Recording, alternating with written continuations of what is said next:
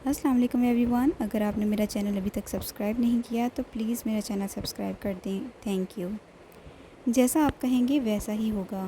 آج جب ڈیول اپنے کام پر جائے گا ہم اس لڑکی کو اٹھا لیں گے اور پھر ہم اس سے اپنے کام نکلوائیں گے. اسے لگتا ہے کہ گھر چینج کر کے وہ لڑکی کو ہم سے بچا لے گا، لیکن یہ صرف اس کی غلط فہمی ہے اور کچھ نہیں. ہم اس پر 24 گھنٹے نظر رکھے ہوئے ہیں. وہ کب کیا کرتا ہے سب کچھ ہمارے علم میں ہے. وہ سب کچھ تو ٹھیک ہے، لیکن ڈیول نے وہ ثبوت جو میرے آدمی کے خلاف اپنے پاس رکھا تھا وہ آگے پہنچا دیا ہے. کل انڈین گورنمنٹ اسے سینٹرل جیل سینڈ کر دے گی. مجھے کسی بھی حالت میں وہ ثبوت واپس چاہیے، اور وہ لڑکی بھی جس کی وجہ سے اس نے میرا گریبان پکڑنے کی ہمت کی ہے. دادا نے اپنے سامنے بیٹھے کئی گنڈوں کو دیکھتے ہوئے کہا جو کسی نہ کسی وجہ سے یارم کے دشمن بنے ہوئے تھے، اور اب اسے بدلہ لینے کے لیے دادا کا ساتھ دینے سب سے آگے پہنچے تھے. رات کے 12 بجنے میں ابھی تقریباً 10 منٹ باقی تھے. یارم نہ جانے باہر کیا کر رہا تھا. آج شارف اور خضر بھی اپنے اپنے گھر نہ گئے تھے اور اب اسے باہر بھی نہیں آنے دے رہے تھے اور سونے کے لیے بھی منع کر رکھا تھا. ذرا سا جھانک کر دیکھ لیتی ہوں کہ یہ لوگ کر کیا رہے ہیں، وہ سوچتے ہوئے اٹھی. لیکن یارم کی سخت دھمکی یاد آ گئی. اگر تم نے ذرا سی بھی چیٹنگ کی تو دیکھنا میں تمہارا کیا حال کروں گا. یہ سوچتے ہوئے وہ دوبارہ بیٹھ گئی. یارم سے پنگا لینا اسے ہمیشہ ہی بھاری پڑتا تھا. آخر یہ لوگ باہر کر کیا رہے ہیں.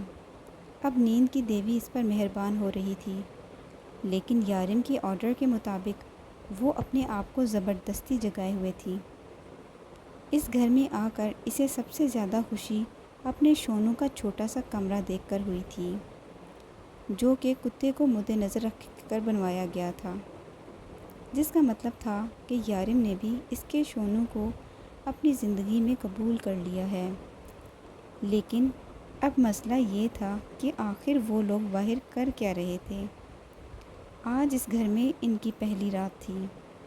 روم ساؤنڈ پروف ہونے کی وجہ سے باہر سے کوئی بھی آواز نہیں آ رہی تھی، اور روح کو یہاں ابال اٹھ رہے تھے کہ آخر یہ لوگ باہر کیا کر رہے ہیں.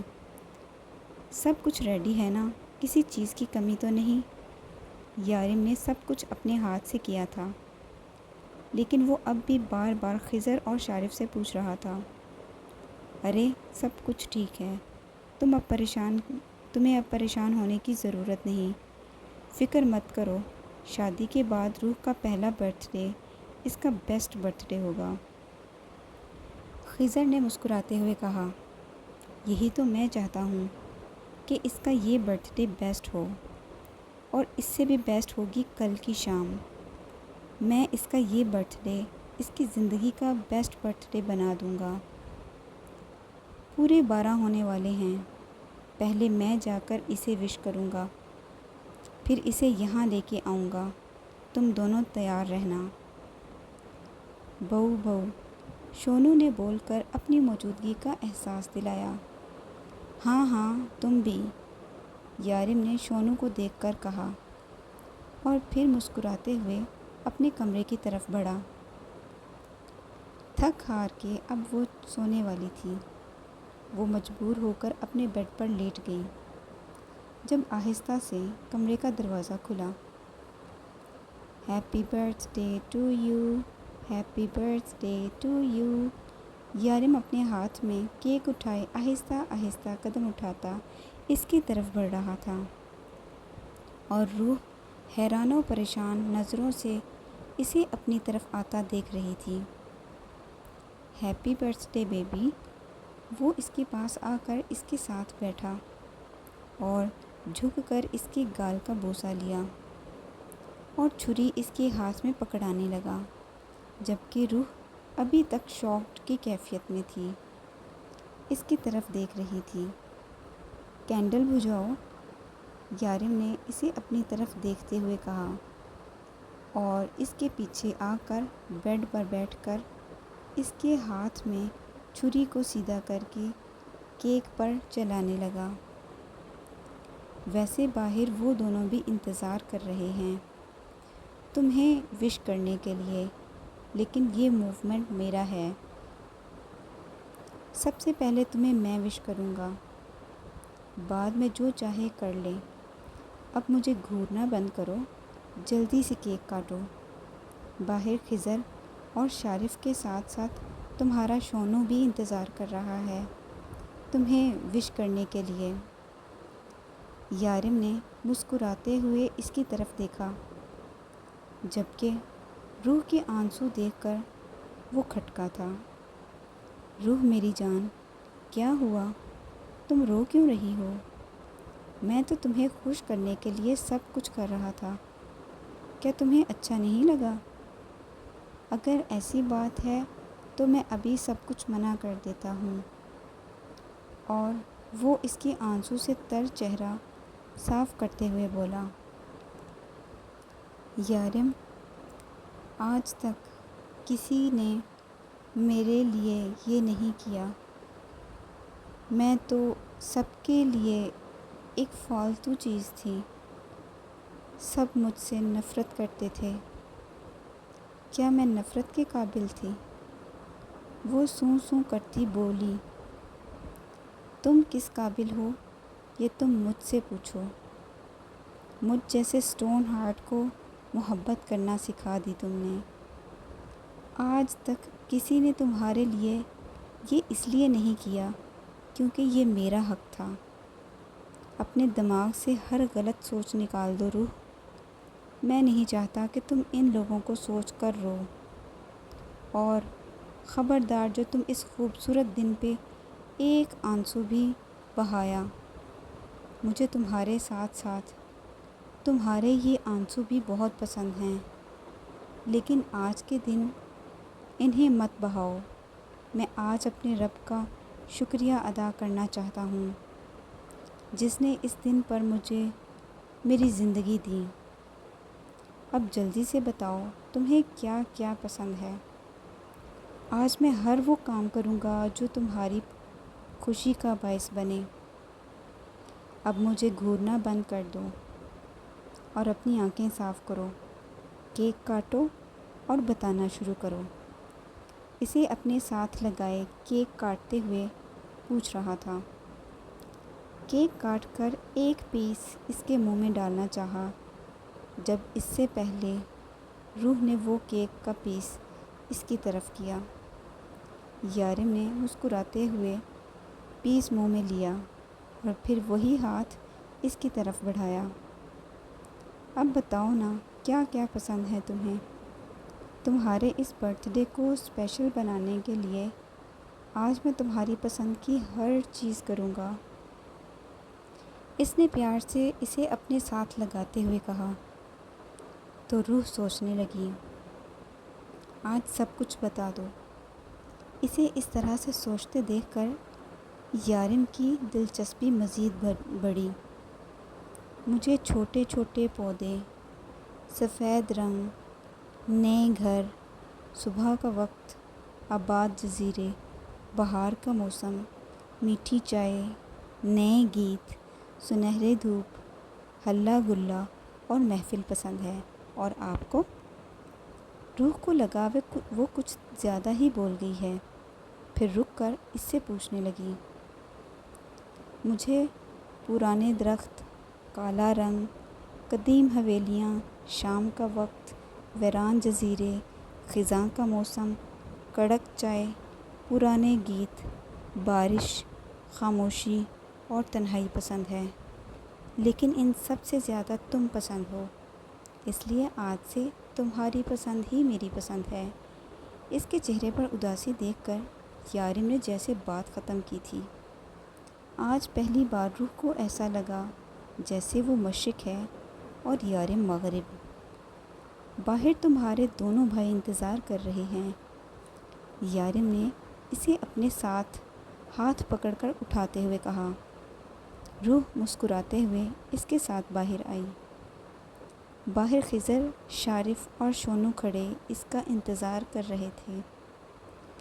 ان کے سر پر لمبی کاغذ کی ٹوپیاں تھیں جن پر ہیپی برتھ ڈے کے ساتھ ایک ایک ایموجی بنا ہوا تھا۔ یہ واقعی ہی اس کی لائف کا سب سے بیسٹ برتھ ڈے تھا، جس میں اس کے لیے سب عزیز اس کے ساتھ تھے۔ اسے یاد بھی نہیں تھا کہ اس دن کبھی کسی نے اسے وش کیا ہو، لیکن ان سب کو ان کی برتھ ڈے کے بارے میں کیسے پتہ چلا؟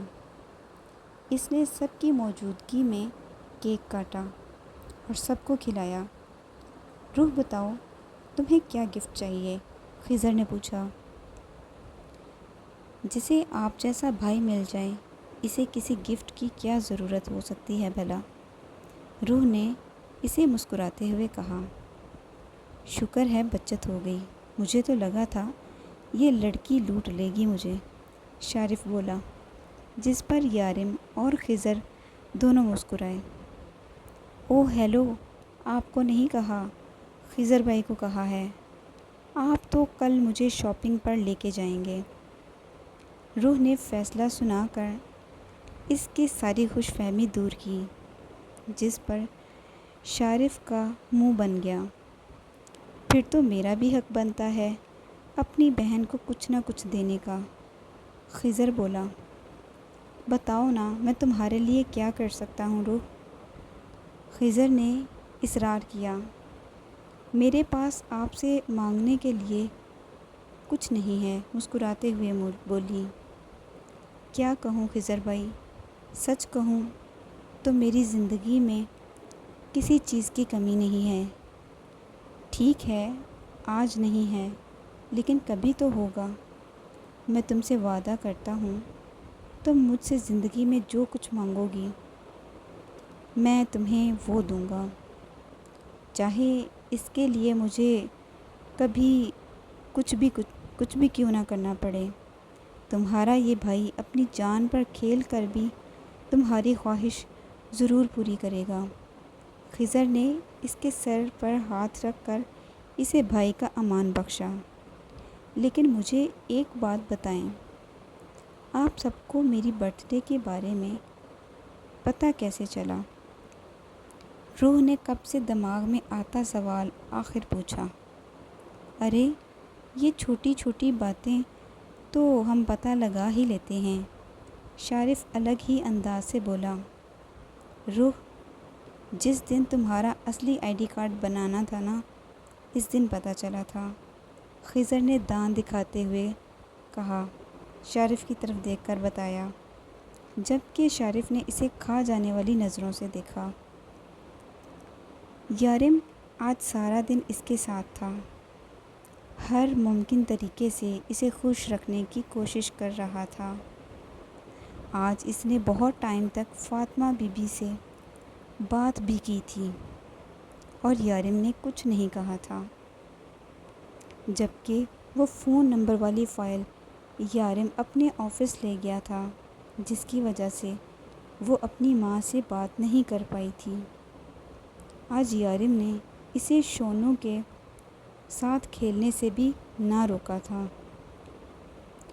وہ باہر شونو کے ساتھ کھیل رہی تھی، جبکہ یارم اندر اس کے لیے کچھ بنا رہا تھا۔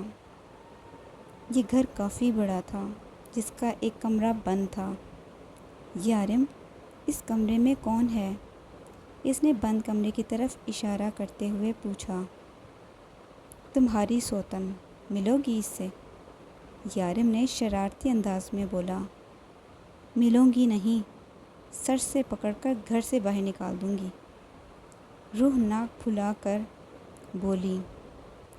ہائے میری معصوم بیوی کی معصوم دھمکیاں۔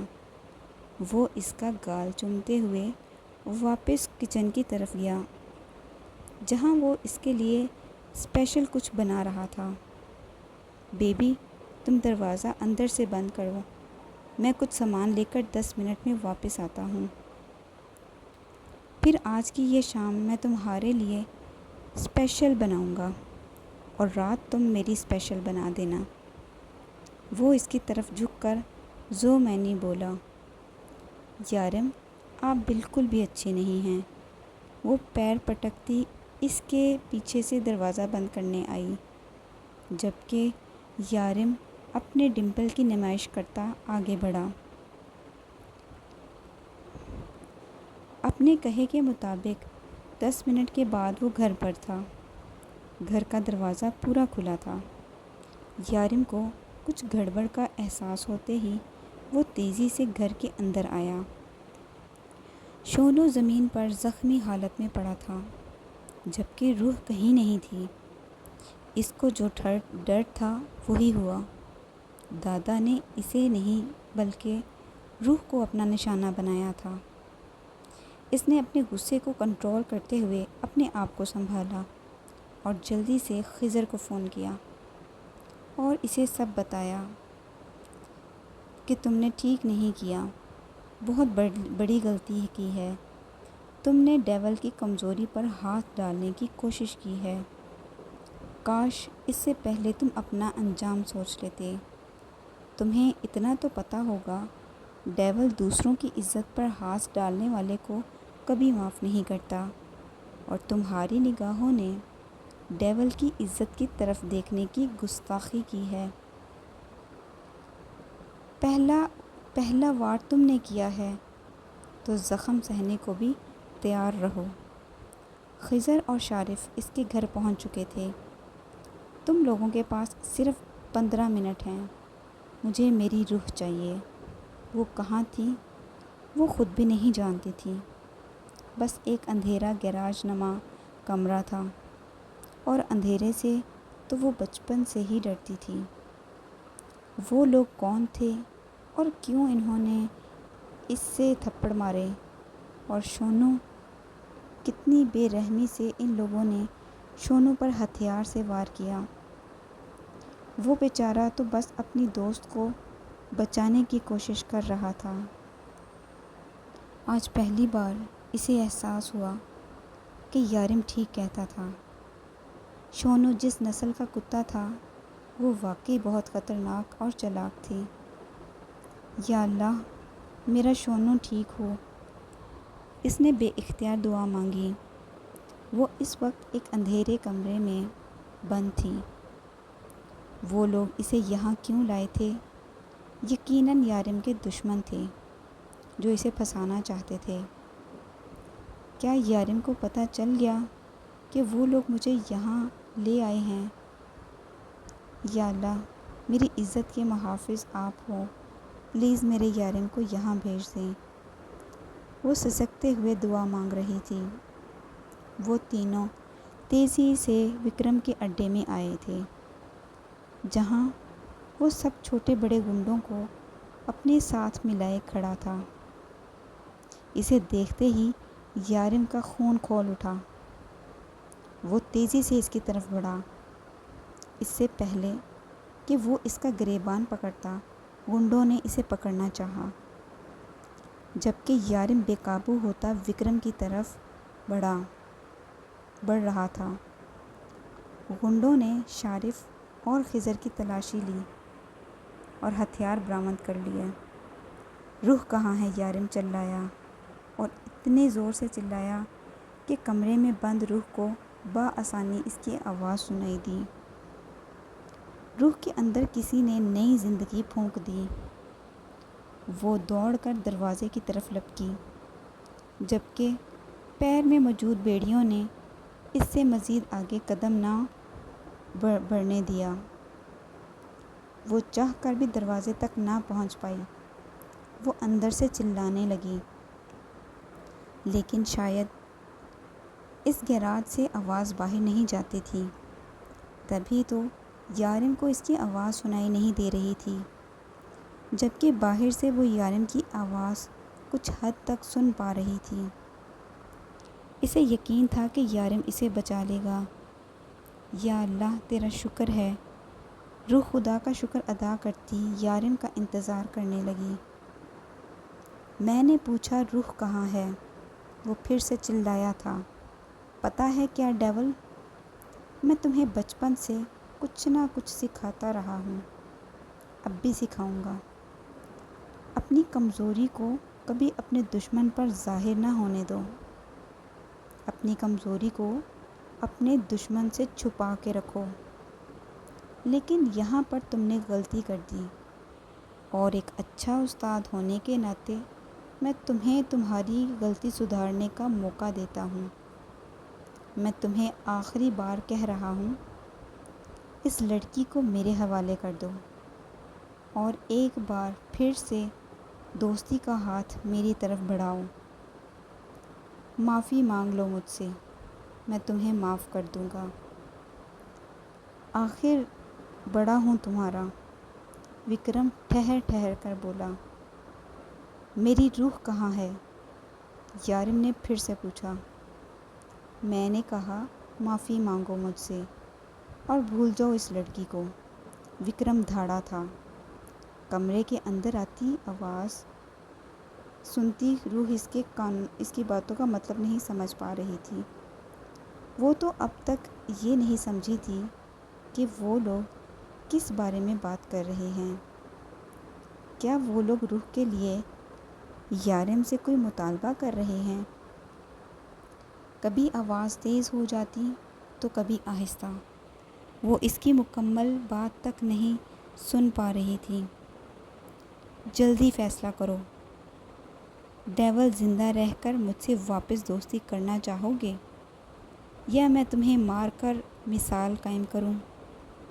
ویسے ماننا پڑے گا تمہیں، ابھی تمہاری بیوی کو کڈنیپ ہوئے 10 منٹ نہیں ہوئے اور تم میرے سر پر آن پہنچے ہو۔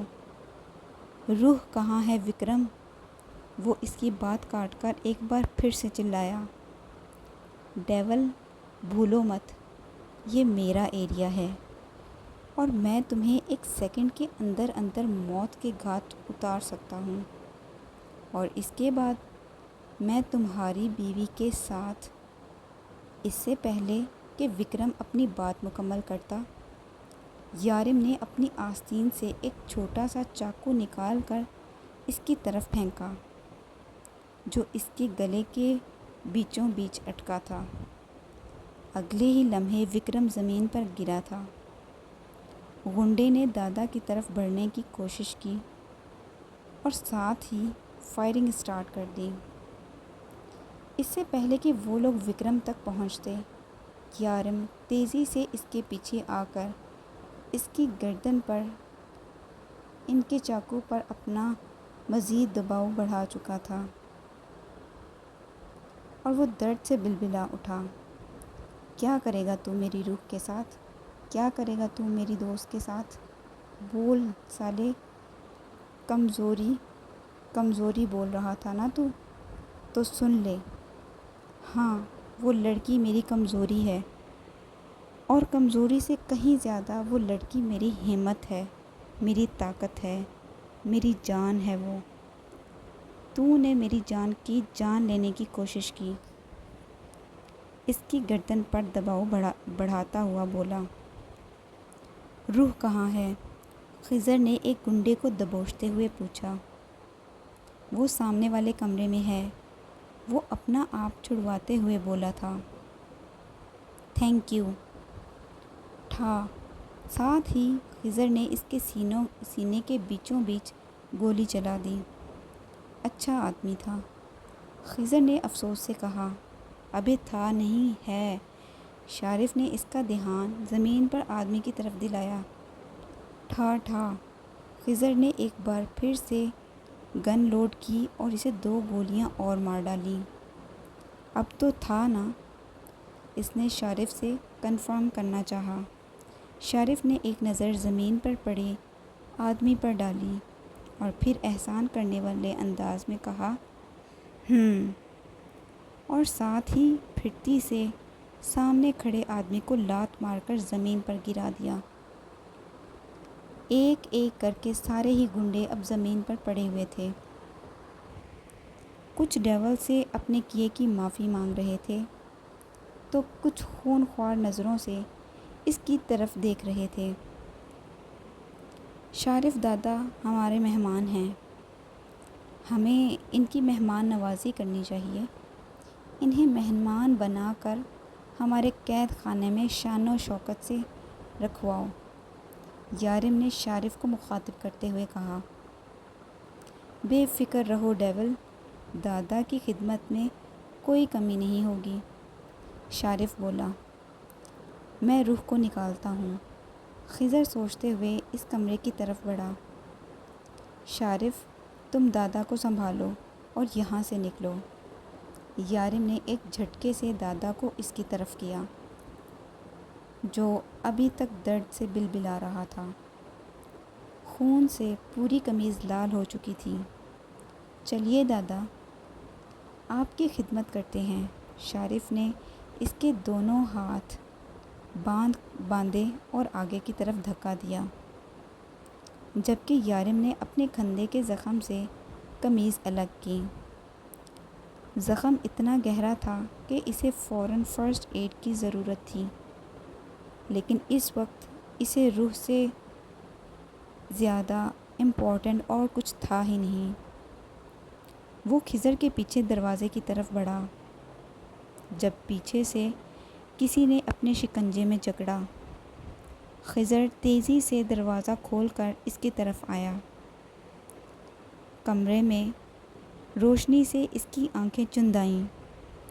خضر تیزی سے اس کے قریب آیا اور اس کے پاس بیٹھا۔ تم ٹھیک ہو روح؟ خضر اس کے قریب بیٹھ کر پوچھنے لگا۔ بھائی، اپنے قریب اپنا دیکھ کر وہ سسک اٹھی۔ وہ اپنے اپنوں کے پاس پہنچ چکی تھی۔ روح بے اختیار اس کے سینے سے لگ کر پھوٹ پھوٹ کر رونے لگی۔ کچھ نہیں ہوا میری گڑیا، سب کچھ ٹھیک ہے۔ ہم آ گئے ہیں نا، تم بالکل ٹھیک ہو۔ وہ اسے اپنے ساتھ پیار سے لگائے بہلانے کی کوشش کرنے لگا۔ اس سے پہلے کہ وہ اسے اپنے ساتھ اٹھاتا، نظر اس کی پیر پر پڑی۔ روح، تمہیں کتنا بڑا زخم آیا ہے، چابی کہاں ہے اس کی؟ اس نے بیڑیوں کو کھینچنے کی کوشش کی۔ درد ہو رہا ہے، سوں سوں کرتے بولتی خضر کو اتنی کیوٹ لگی کہ وہ بمشکل اپنی ہنسی روک کر اٹھا۔ میں چابی ڈھونڈ کے لاتا ہوں۔ جلدی آئیے گا بھائی، روح نے اسے جاتا دیکھ کر کہا۔ بس گڑیا، میں ابھی آیا، بس 2 منٹ میں چابی ڈھونڈ کے لاتا ہوں۔ 19 سال بعد اس نے کسی کو گڑیا کہہ کر پکارا تھا۔ باہر نکل کر آگے پیچھے ہر طرف چابی ڈھونڈنے لگا۔ روح خضر کا انتظار کر رہی تھی۔ وہ اب اپنے آپ کو سنبھالتی بڑی مشکل سے کھڑی ہو کر بیڑیاں گھسیٹتے دروازے کے قریب آنے کی کوشش کرنے لگی، لیکن یہاں پر اس نے جو منظر دیکھا تھا، اس نے روح کا بھروسہ نہیں بلکہ روح کو توڑ کر رکھ دیا۔ بالکل سامنے اس کا یارم کسی کو گولیوں سے چھلنی کر چکا تھا۔ ہاں، وہ یارم ہی تھا، اس کا یارم۔ روح بے یقینی سے سامنے یارم کو دیکھ رہی تھی۔ شاید وہ بھی اسے دیکھ چکا تھا۔ وہ تیزی سے اس کی طرف آ رہا تھا۔ روح کی سانس رکنے لگی۔ یارم اس کے بے حد قریب آ چکا تھا۔ وہ تیزی سے اس کے قریب آیا۔ روح، تم ٹھیک ہو؟ وہ اس کے قریب کھڑا اسے پوچھ رہا تھا، جبکہ وہ اس کے چہرے میں اپنے یارم کو ڈھونڈنے کی کوشش کر رہی تھی۔ کون تھا یہ شخص؟ اس کا یارم تو نہیں تھا یہ تو کوئی اور تھا۔ وہ ضرور کوئی برا خواب دیکھ رہی تھی۔ اس کا یارم تو ایسا نہیں تھا، یہ تو کوئی حیوان تھا جس کے لیے کسی کی جان لینا کوئی بڑی بات نہ تھی۔ وہ بے دردی سے لوگوں کی جان لے رہا تھا۔ وہ اس کا یارم نہیں تھا۔ یارم، روح کو چوٹ لگی ہے، بہت گہری۔ خضر چابی لے کر آیا۔ ڈیول کو بہت چوٹ لگی ہے، پیر بری طرح سے زخمی ہے۔ یارم کے کندھے سے خون نکل رہا تھا، جبکہ خضر کے ہاتھ سے بھی پانی کی طرح خون بہہ رہا تھا، لیکن شاید یہ لوگ درد نامی چیز سے ناواقف تھے۔ سارم کا ایک ایک لفظ سچ تھا، اس کا ایک ایک حرف سچ ثابت ہوا تھا۔ یارم انسان نہیں بلکہ حیوان ہے، ڈیول شیطانوں کا بادشاہ۔ خضر نے چابی کی مدد سے بیڑیاں کھول دیں۔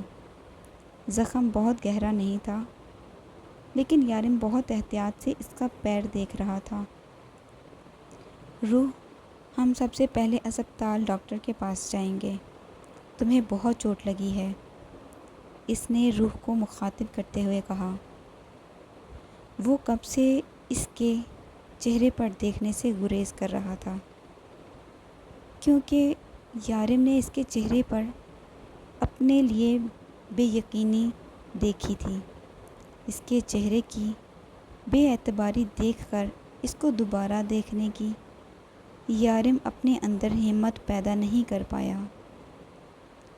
یارم کو کچھ گڑبڑ ہونے کا اندازہ تھا، لیکن فی الحال اسے اگنور کر گیا۔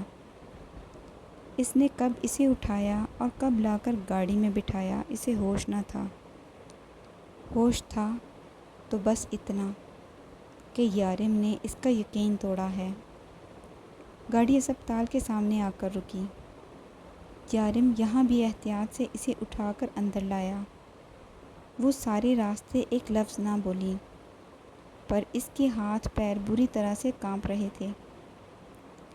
خضر اور یارم نے بھی کوئی بات کرنے کی کوشش نہ کی۔ خضر پریشان تھا، کیونکہ جب روح کے سامنے آیا تھا تو وہ اس سے بات کر رہی تھی، پھر اچانک نہ جانے کیا ہو گیا کہ روح اس سے بھی منہ پھیر گئی۔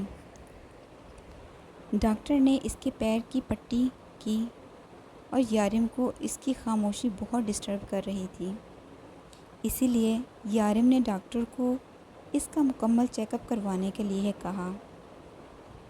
اس کے بعد ڈاکٹر نے اسے ذہنی دباؤ کا شکار بتایا۔ ڈاکٹر کے مطابق وہ فی الحال کچھ بھی سوچنے سمجھنے کی صلاحیت نہیں رکھتی تھی۔ ڈاکٹر نے اسے مشورہ کر کے روح کو نیند کا انجیکشن دے دیا تھا کہ وہ پرسکون ہو جائے۔ وہ جب اسے گھر لے کے آیا تو وہ سو چکی تھی۔ وہ اس سے احتیاط سے اٹھا کر اپنے بیڈ روم میں لایا۔ وکرم، میں تمہیں کبھی معاف نہیں کروں گا، تمہیں اس کی بہت بھاری قیمت چکانی ہوگی۔ وہ روح کے بالوں میں انگلیاں چلاتا وکرم سے مخاطب تھا۔ 26 منٹ آج روح اس سے دور ہوئی تھی۔ 26 منٹ میں یارم اس تک پہنچ گیا تھا، لیکن 26 منٹ میں اس نے اپنا بہت کچھ گنوا دیا تھا۔ روح کا یقین، روح کی محبت، روح پر اپنے حق کو۔ اس کی حالت دیکھ کر سمجھ چکا تھا کہ وہ کتنا اور کس حد تک جان چکی ہے۔ وہ اس کی نظروں کو جتنا چاہے اگنور کرے، لیکن سچ یہ تھا کہ ایک بار اس کی آنکھوں میں اپنے لیے بے اعتباری دیکھ کر وہ دوبارہ اس کی طرف دیکھنے کی ہمت نہ کر پایا۔